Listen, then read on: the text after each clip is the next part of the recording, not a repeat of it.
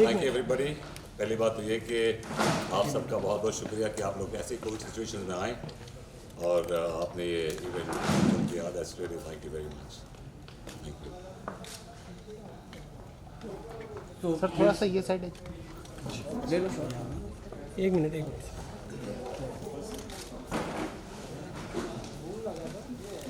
आप लोग का हो गया तो बताना। Start with the ceremony. बुला ले। हाँ ठीक। वो पहले शॉर्ट्स करवा लेते पहले हैं, सेरेमनी हाँ, का उसके बाद सेरेमनी कर हाँ उसके बाद बाइट वाइट करेंगे। ठीक है। उसके बाद एक लेकिन we need to have off camera. हाँ सर स्टैंडिंग है। भाई हटना बीच में मत आना। Somebody has to give it to you. चालू है मेरा। आपके हाथ में ला के दे। में आ रहे हैं। अच्छा, you would like it. हाँ भैया Please, बैठो ना, नीचे बैठो ना। please, I want to say something.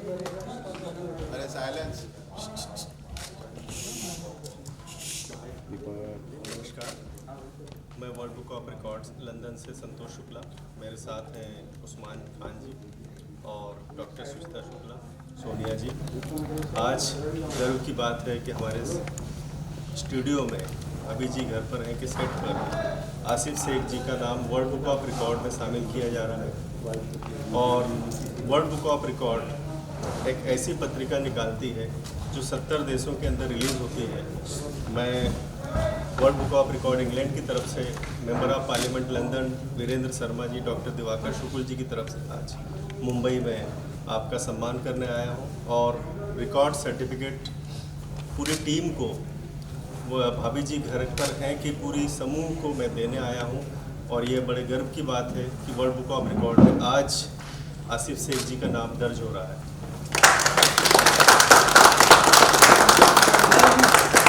Sir side से। हिमांशु कैमरा ऑन नहीं किया था क्या? सर आराम से धीरे धीरे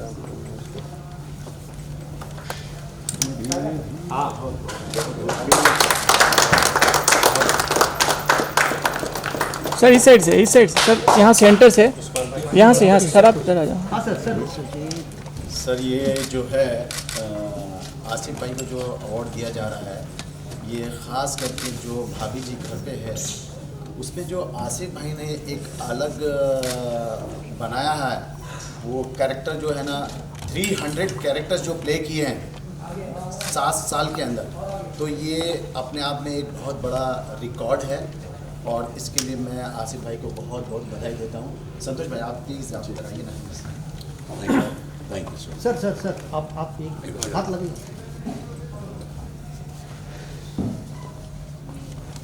उस्मान सर। जी सर। या रुकिए सर प्लीज। एक मिनट। या प्लीज हियर। सर यहाँ पे देखिए। Sir thank you. सर बहुत हो जाएगा। या सर प्लीज।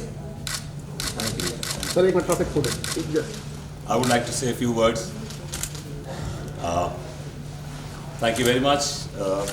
संतोष भाई बहुत बहुत शुक्रिया, आप लोगों ने मुझे इस काबिल समझा कि मुझे ये 300 एपिसोड कैरेक्टर्स का आपने ये मुझे सर्टिफिकेट दिया, अवार्ड दिया। Thank you very much. लेकिन मैं ये शेयर करना चाहता हूँ अपने डायरेक्टर, अपने राइटर और अपने क्रिएटिव हेड के साथ, बिकॉज इनके बगैर शायद मना कर पाता, बिकॉज इन्होंने ही कंसीव किए हैं कैरेक्टर्स, तो इनकी जो कंसीव करने के बाद मैं उनको एग्जीक्यूट कर पाया। So I think they are equally responsible for this. और मैं इनको मनोज संतोषी, शशांक बाली एंड अर्शदा पोटनिस, इन तीनों के साथ ये डेडिकेट करता हूँ इन तीनों को, because they are equally responsible. Thank you sir. World book of record जो है ना भाभी जी घर पे है, जो इनकी टीम है, जैसे कि आसिफ भाई ने बोला है, जो राइटर हैं, डायरेक्टर हैं, तो वर्ल्ड बुक ऑफ रिकॉर्ड इनको बहुत बहुत बधाई देता है। और आप लोग भी डिज़र्व करते हो, तो अगर ऊपर वाले ने चाहा तो शायद हम लोग आपके साथ में आगे चले। और मैं किताब करता हूँ। हमारे लिए सबसे बड़े सम्मान की बात है कि हमारे सर को ये अवार्ड मिला है, जो हमारे उस्ताद हैं, इनसे सीखा है हमने। और हमारी ये दुआ है कि और बड़ा सम्मान इनको मिले। सर ये डिज़र्व करते हैं ये। जी थैंक यू वेरी वेरी, बहुत बहुत शुक्रिया। डिज़र्व करते हैं। मैं भी एक बात कहना चाहूँगा। हाँ जी, मैं एक बात कहना चाहूँगा सर कट कर रहे हैं सर। एक सेकंड कि गेटअप बिना मतलब मेकअप कर दिया, कपड़े दे दिए अलग अलग, वो एक अलग चीज़ होती है। लेकिन उस गेटअप के साथ एक डिफरेंट कैरेक्टर को प्ले करना, वो एक अलग चीज़ होती है और वो बहुत मुश्किल होता है, जो आसिफ भाई ने बेहतरीन तरीके से किया है। हम सिर्फ उसके लिए सोच सकते हैं जो उस चीज़ को एग्जीक्यूट कर सकता है। हमारा काम है सोचना, इनका काम है उसको कर पर्दे पे कर लेना। गोल इन्होंने मारा है, हम लोग स्टेडियम के बाहर हैं। ये पास आप लोगों ने पास दिया तो कोई बात है। नहीं बिल्कुल, और ये कैरेक्टर और हर कैरेक्टर मुख्तलिफ है अपने आप में, कोई भी कैरेक्टर एक दूसरे से मिलता जुलता नहीं है। तो ये चीज़ अब ये बड़ी सबसे मुश्किल बुरी बना और देती है। कैरेक्टर को अलग तरीके से निभा निभाना, करना उसका। मतलब फीमेल गेटअप भी मेरे ख्याल से सर के कितने हुए रहेंगे, लेकिन हर फीमेल गेटअप में या फीमेल कोई फीमेल्स कैरेक्टर में भी बहुत वैरायटी दी इन्होंने। इनके अंदर काफ़ी बहुत फीमेल्स सारे। हैं, सबके अंदर काफ़ी सारी फीमेल्स भरी हुई हैं। अकेले मैंने मनोज से मैं बोलता हूँ कि मनोज तुमने मुझे 21 साल की लड़की से लेकर 75 ईयर्स की ओल्ड की बुढ़ी औरत का रोल दिया इन्होंने। मतलब औरतों में भी उन्होंने मुझे इतनी रेंज दी है। उसमें नजाकत तो आपने पहला किया है। मैं संतोष भाई की जो वाइफ हैं भाभी जी, मैं उनसे गुजारिश करूँगा कि आप बहुत बड़ी फ़ैन हैं आसिफ भाई की और भाभी जी घर के, कुछ कहना चाहेंगे आप आसिफ भाई के बारे में? पहले से भाभी जी घर में देखते आए हैं, बहुत अच्छा लगता है, पूरा परिवार देखता है और इतनी खुशी मिलती है उसको देख के, मतलब अलग ही इंजॉयमेंट रहता है। आसिफ जी, मैं कहना चाहता हूँ कि अभी 15 दिन पहले उस्मान जी इंदौर थे और मेरे पिताजी की डेथ हुई और मेरी मम्मी, मेरे पिताजी, भाभी जी घर पर है। सीरियल हम लोग न जाने कब से देखते आ रहे हैं। मैं भी कहीं से आता था तो उनके साथ बैठ जाता था और एक कहीं भी अपना, मैं चूँकि एडवोकेट हूँ तो मेरा काम दिमाग का ही होता है। थका हारा मैं कोर्ट से कहीं से भी आता था तो अगर वहाँ मैंने थोड़ा सा एपिसोड देखा तो हंसते हुए मैं अपना वापस निकल जाता था। और आज मैं ये सर्टिफिकेट देखिए कि वो मेरे माता पिता जिस तरीके से वो एपिसोड, वो सीरियल देखते थे, आज कहीं न कहीं वो कनेक्टिविटी आपके साथ कनेक्ट हो गई। आज 15 दिन हुए हैं, मेरा बिल्कुल नहीं आ सकता था। जी ने कहा कि इस समय हम लोग 1.25 महीने से कम घर से बाहर नहीं निकलते हैं, लेकिन आज इस सीरियल के लिए, आसिफ भाई के लिए, भाभी जी घर की की टीम के लिए और मेरे पिताजी के लिए एक श्रद्धांजलि के रूप में भी मैं ये सर्टिफिकेट आपको thank you so much. Thank you sir. Thank you. और आसिफ भाई एक चीज़ और बोलना चाहूँगा, जैसे कि संतोष भाई ने बोला है, ये जैसे कि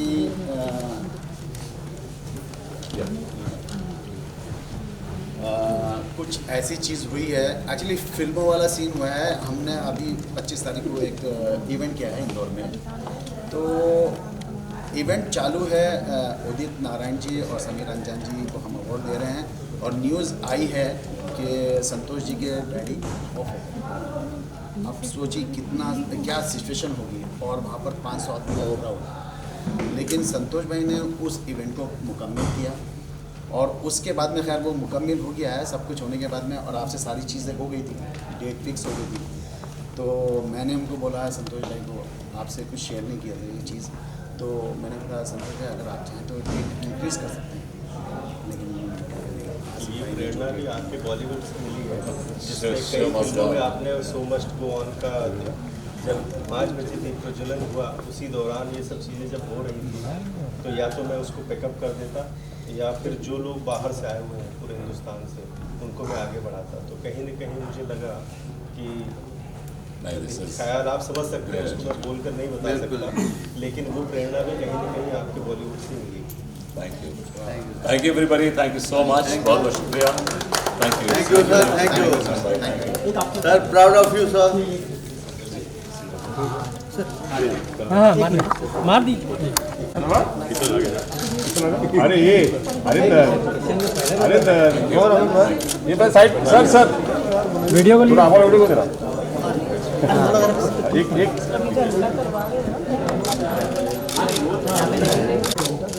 अब एक सिंगल हाँ एक मिनट साइड लग जाता बसा तुम लोग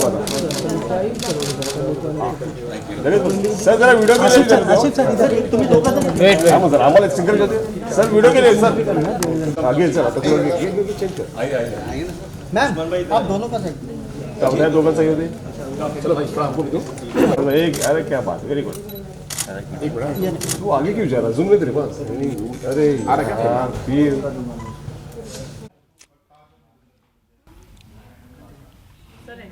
ready. ओके सर, सबसे पहले तो कॉन्ग्रेचुलेट करना चाहूँगी, इतना Thank बड़ा you. खिताब अभी जीता है आपने। Thank you. फिलहाल तो कैसा फील कर रहे हैं ये जानना चाहूँगी। ग्रेट, मुझे बड़ा अच्छा लग रहा है और मुझे लग रहा है कि मेरे हार्ड वर्क का और मेहनत का मुझे फल मिला है और I am really happy about it.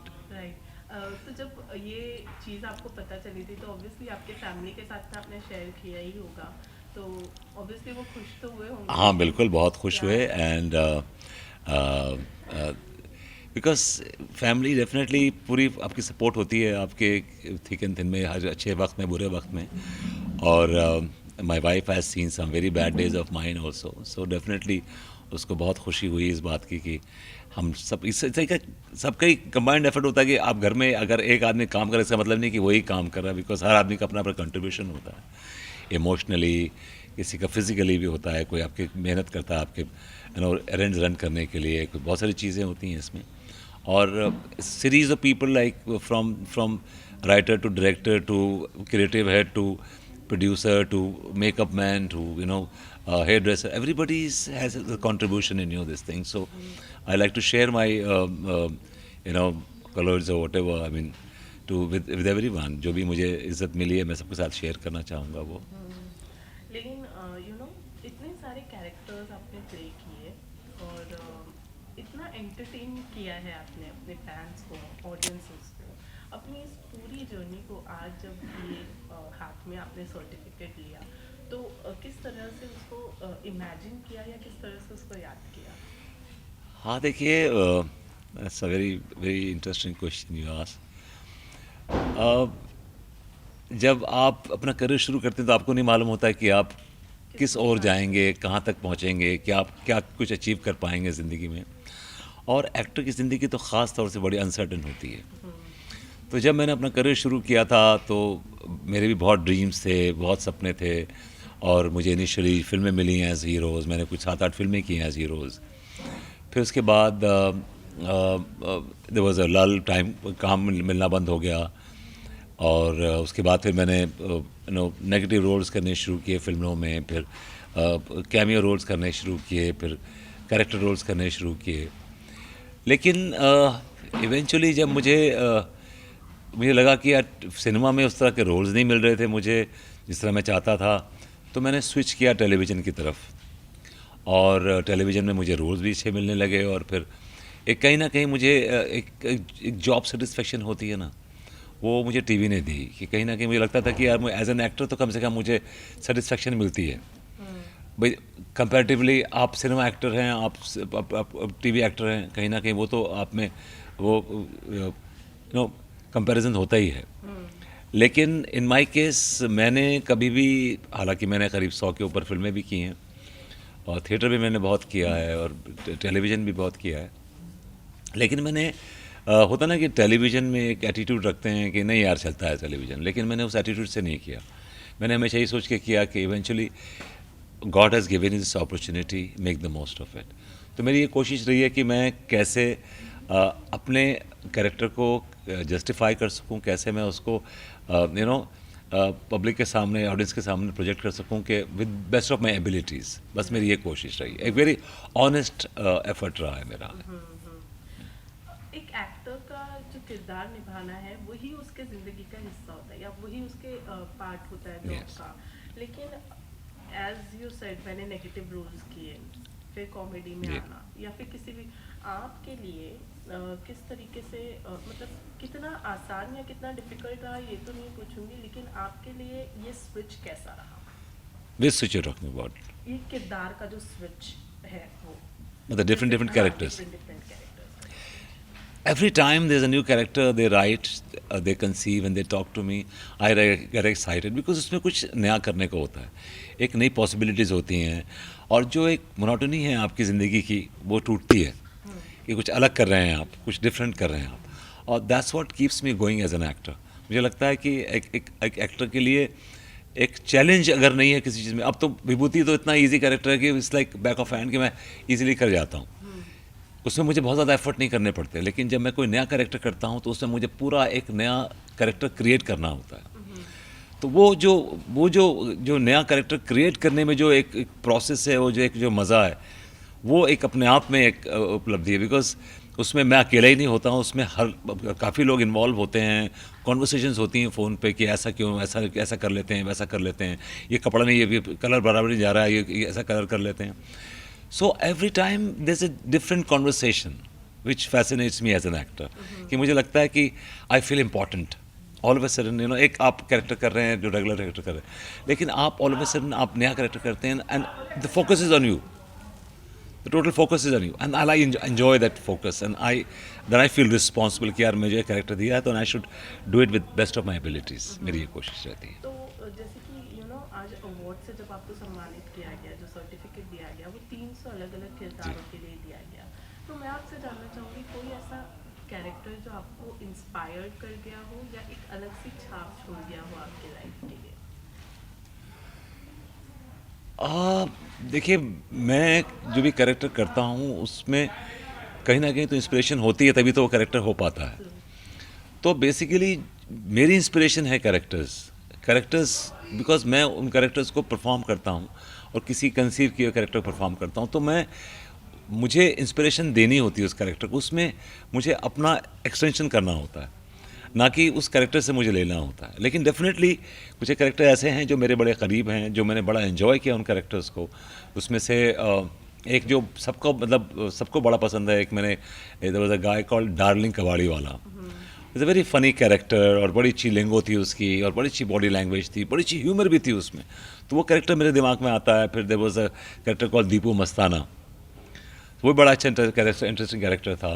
Then एक वी मैन करके था, ही वॉज अ सुपरमैन. वो भाभी जी को सिर्फ उस भाभी जी को सिर्फ वो एक्साइट करने के लिए, भाभी जी को सिर्फ ल्योर करने के लिए वो ट्रॉली खड़ा होकर ऐसे हाथ करके ट्रॉली मूव कर रही है. She says my god he is flying in the air. So that those things हालांकि बहुत अननेचुरल है, लेकिन it's very important to have conviction. So comedy में एक चीज़ बड़ी अच्छी सिखाई है कॉमेडी ने कि आप कुछ भी कर रहे हैं, अगर कन्विक्शन नहीं है तो आपकी वो खोखली लगेगी. तो कन्विक्शन होना बड़ा ज़रूरी है. तो हम कुछ भी करते हैं उसमें कन्विक्शन पहले डालते हैं कि कन्विक्शन होनी चाहिए कि मैं उड़ रहा हूँ तो उड़ रहा हूँ, मैं वी मैन हूँ. आपको बिलीव करें ना करें, लेकिन मैं बिलीव कर रहा हूँ इस बात. सो ये चीज़ सिखाते हैं मुझे कैरेक्टर्स की I have to believe in that, नहीं तो otherwise I not be able to do it, because this is out of the head kind of characters. कि आपने कभी ऐसे कैरेक्टर देखते नहीं होंगे कि वो आदमी सड़क पे चला जा रहा है, वो अपना सूट पहन के और सुपरमैन का सूट पहन के और ऐसे खड़ा हुआ है और वो मूव कर रहा है गली में, लोग देख के उसके बोल रहे क्या बात. So these things are unnatural. अभी हम एक बार चांद पे पहुँच गए थे, हमने चांद पे रोमांस किया, वो वहाँ पे हवा में उड़ रहे हैं और वो सब.